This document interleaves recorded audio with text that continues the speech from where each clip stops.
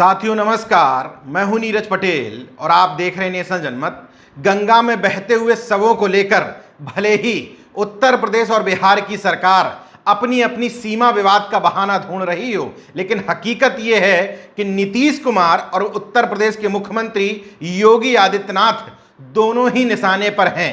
इस सवालिया निशान के बीच में नीतीश कुमार पर तानाशाही और बेहद घटिया किस्म की राजनीति करने के आरोप लग रहे हैं।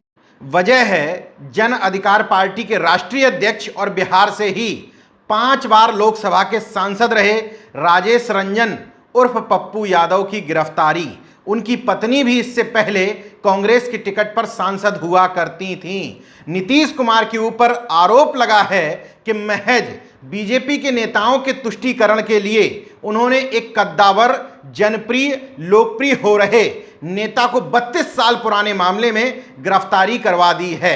बहरहाल इन सब आरोपों के बीच में 3 किस्म की थ्योरी बिहार के लोग बता रहे हैं पप्पू यादव की गिरफ्तारी के पीछे।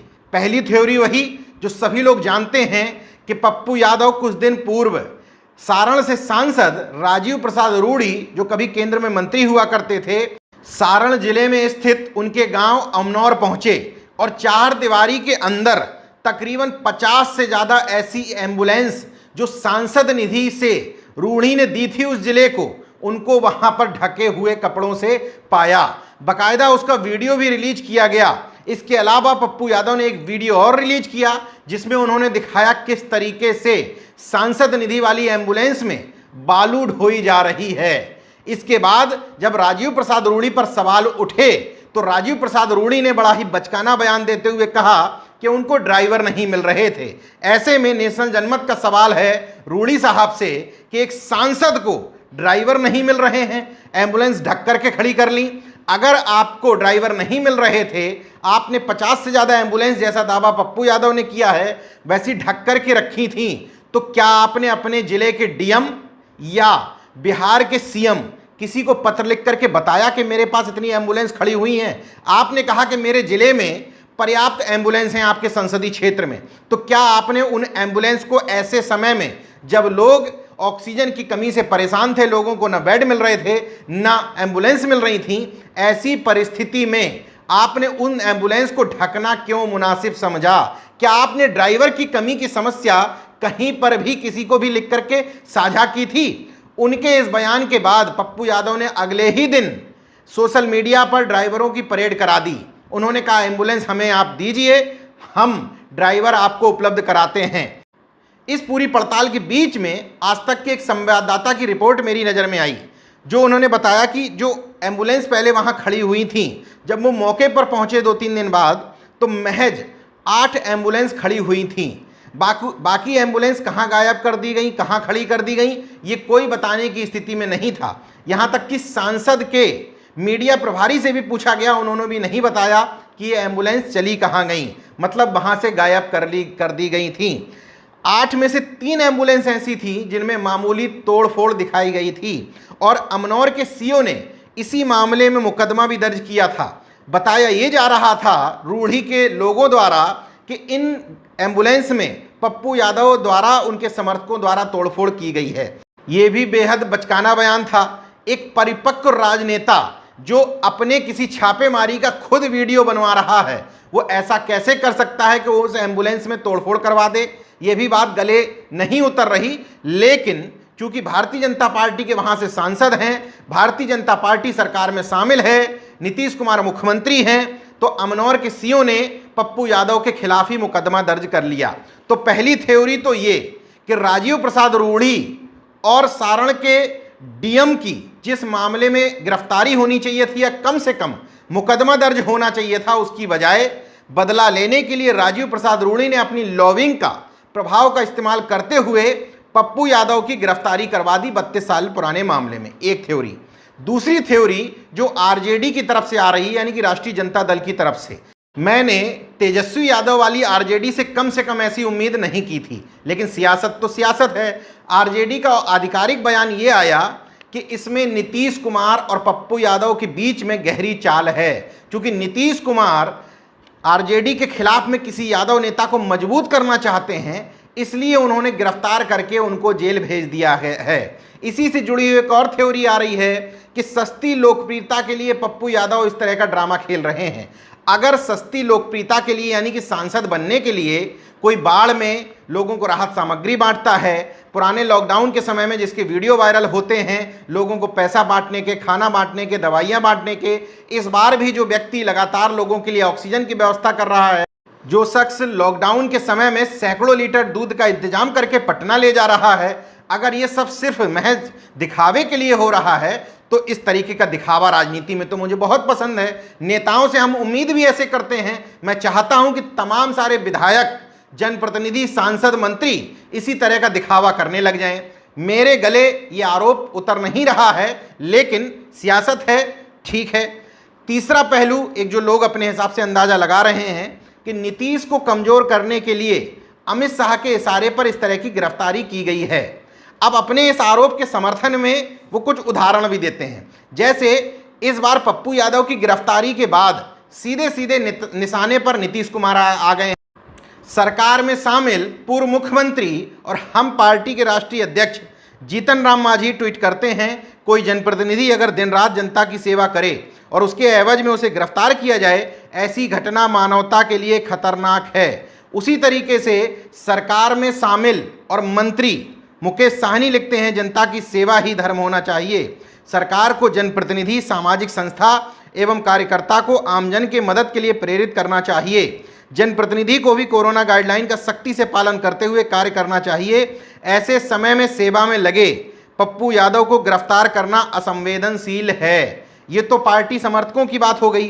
अब उन्हीं के जेडीयू के भागलपुर से सांसद और मुख्यमंत्री के करीबी अजय मंडल का बयान देखिए। मैं भी दूध का धुला नहीं हूँ, कई केसों में संलिप्त हूँ, लेकिन मुझे बगैर किसी जानकारी के गिरफ्तार करना कहीं भी उचित नहीं है। पप्पू यादव जनता की सेवा में लगे रहते हैं, वह भाग भी नहीं रहे थे। ये पूरा मामला राजनीति से प्रेरित है। इसके अलावा भारतीय जनता पार्टी के एमएलसी रजनीश कुमार, जेडीयू नेता पूर्व सांसद मोनाजिर हसन, जेडीयू के ही नेता पूर्व विधायक विजेंद्र यादव समेत तमाम सारे लोगों ने सीधे सीधे नीतीश कुमार पर हमला बोला है। पूर्व सांसद और पप्पू यादव की पत्नी रंजिता रंजन ने भी सीधे सीधे नीतीश कुमार और प्रधानमंत्री मोदी जी से कहा है कि मेरा पति कोरोना नेगेटिव था, अगर उसको वो पॉजिटिव हुआ या उसको कुछ खतरा हुआ तो मैं किसी को भी बख्शूंगी नहीं। यानी कि नीतीश कुमार पर सीधे सीधे लोग हमलावर हैं और होना भी चाहिए। ये दबाव वबाव की बात समझ में नहीं आती। नीतीश कुमार अगर खुद को राजनीति का चाणक्य कहलाना पसंद करते हैं और वो ये बताते हैं बार बार कि मैं किसी के दबाव में नहीं हूं, तो अगर मुख्यमंत्री नीतीश कुमार हैं तो निश्चित तौर पर तानाशाही के सवाल उन्हीं के ऊपर खड़े किए जाएंगे। निश्चित तौर पर पप्पू यादव की गिरफ्तारी 32 साल पुराने मामले में, यानी कि 1989 के एक ऐसे मामले में जब वो छात्र हुआ करते थे, उनके अपने मित्रों ने ही किसी वजह से उनके ऊपर मुकदमे दर्ज करवा दिए थे। इस तरह के मामले में 32 साल बाद गिरफ्तारी होना निश्चित तौर पर नीतीश सरकार पर सवाल खड़े करता है। इसलिए भी सवाल खड़े करता है क्योंकि बाहुबली से अब पप्पू यादव की छवि रॉबिन हुड की तरह होती जा रही थी। एक ऐसा रॉबिन हुड जो गरीबों का शोषण करने वाले, अमीरों के लिए तो बाहुबली है लेकिन गरीबों में जो पैसे बांटता है। कोरोना की पहली लहर के समय में लगे लॉकडाउन में बिहार की जो छात्राएं राजस्थान के कोटा में फंस गई थीं, अपनी जेब से 45-46 लाख रुपए खर्च करके कोटा में उनके लिए 30 बसों का इंतजाम करने वाले यही पप्पू यादव थे, जो बाढ़ में जिनका ट्रैक्टर फंसने के कारण डूबते डूबते बचे थे। इसके बाद जेसीबी पर खड़े होकर के न सिर्फ लोगों में राहत सामग्री बांट रहे थे, खाना भी खिला रहे थे लोगों को, दवाइयाँ भी बांट रहे थे, राह चलते हुए लोगों को पैसे बांटते हुए भी उनकी तस्वीरें नजर आईं।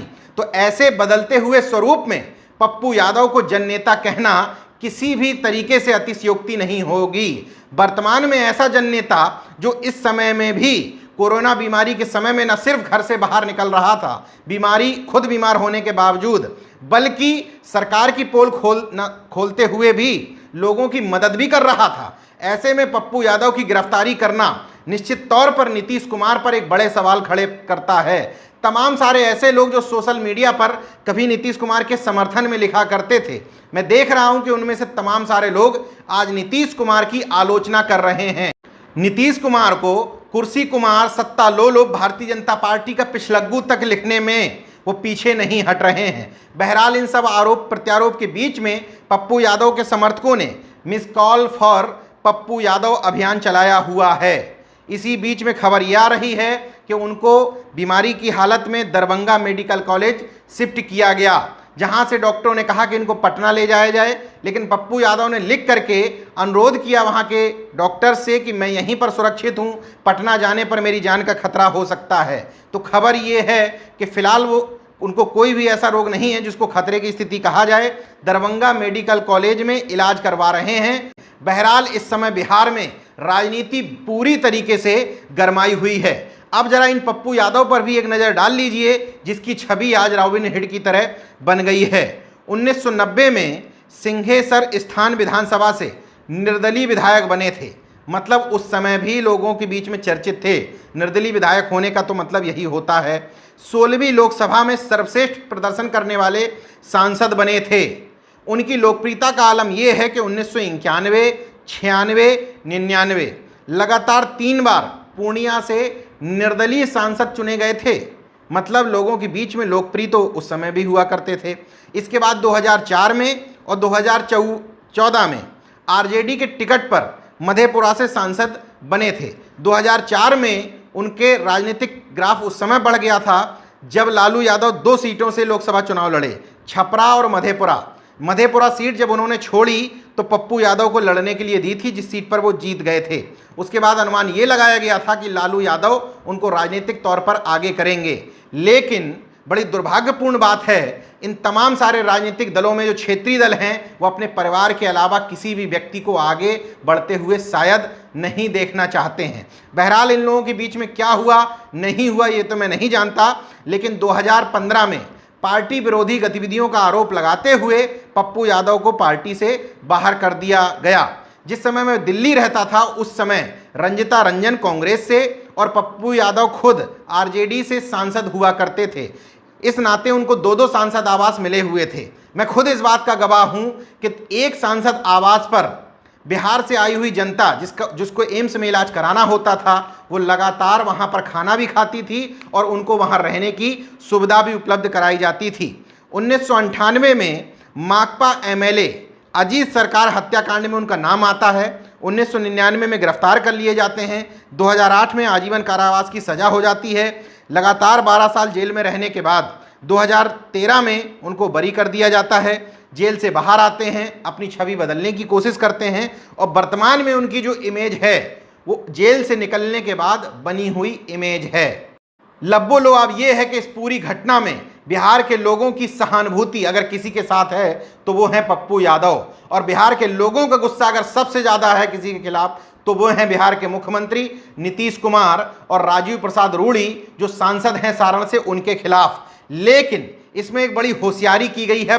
अब ये चूक नीतीश कुमार की तरफ से हुई है या भारतीय जनता पार्टी ने होशियारी दिखाई? पहले उनको महामारी एक्ट के तहत पुलिस गिरफ्तार करने पहुंचती है, इसके बाद उन पर आरोप लगाया जाता है, 32 साल पुराने मामले में उनकी गिरफ्तारी करवाई जाती है। तो पहले तो ये मामला राजीव प्रसाद रूड़ी बनाम पप्पू यादव नजर आता है, मतलब बीजेपी बनाम पप्पू यादव होता है। लेकिन 32 साल पुराने मामले में जैसे ही गिरफ्तारी होती है वैसे ही मामला नीतीश कुमार बनाम पप्पू यादव बन जाता है। बहरहाल नीतीश कुमार अगर इस मामले में जल्दी कोई एक्शन नहीं लेते हैं तो निश्चित तौर पर नीतीश कुमार की छवि को तो धक्का लगा ही है। उनके जो बचे खुचे समर्थक हैं वो भी नीतीश कुमार से किनारा कर लेंगे, क्योंकि नीतीश कुमार पर इस समय सबसे बड़े तानाशाह मुख्यमंत्री होने के आरोप लग रहे हैं। देखते रहिए नेशन जनमत, जागरूक और सजग बने रहिए। जय विज्ञान, जय संविधान, जय लोकतंत्र। धन्यवाद दोस्तों, अगर आपने मेरा YouTube चैनल सब्सक्राइब नहीं किया तो प्लीज़ सब्सक्राइब कर लें और उस बेल आइकन पर जरूर क्लिक करें, जिससे जो मेरे न्यू वीडियो हैं वो आप देखें।